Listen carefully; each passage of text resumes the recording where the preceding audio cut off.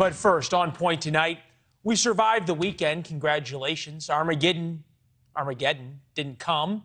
And President Biden arrived at the White House today from a weekend away without nuclear war killing us all.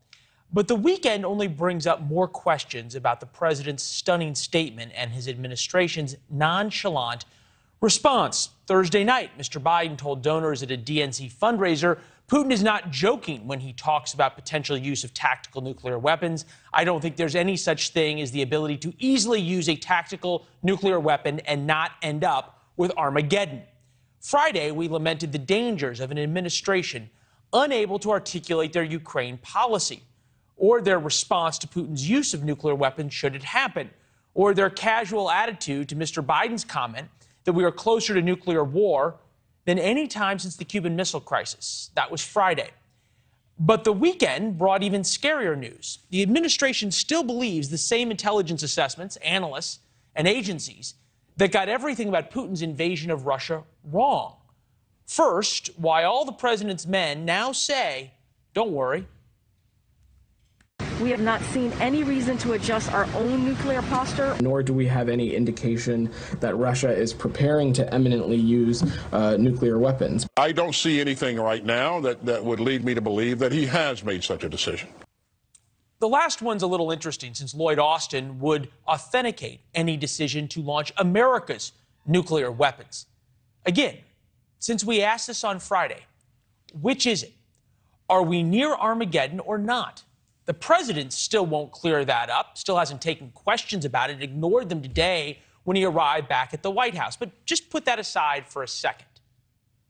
Quote, no reason to adjust our own nuclear posture. Quote, nor do we have any indications they're preparing to use them. I don't see anything. All quotes. They base all those statements on intelligence from the same CIA that said Vladimir Putin's army would run over Kyiv in a few days. In fact, they planned for covert military operations to support a Ukrainian insurgency. They were dead wrong about the Russian military. Zoom out. This is the same CIA who screwed up WMD in Iraq, the same CIA who missed the fall of the Berlin Wall, the Soviet invasion of Afghanistan, collapse of the Soviet Union in 1991, Afghanistan falling to the Taliban, and the Kabul strike that led to the deaths of Afghan families. To be fair, for our intelligence services, their failures are public. Their successes really are private. We know about the bin Laden raid, for example. But there are literally thousands of foiled terrorist attacks and victories against China and Russia and Iran that we don't know about. Fine, it's the way it should be.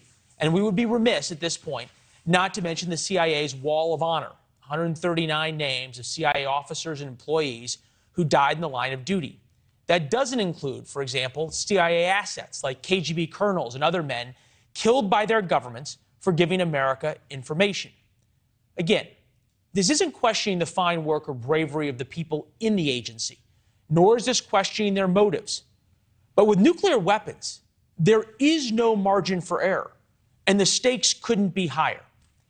Inflation, gas prices, transgender bathrooms, BLM, legalizing pot, canceling student loans, the chip shortage, the supply chain issues, quite literally nothing else matters if we are on the brink of war.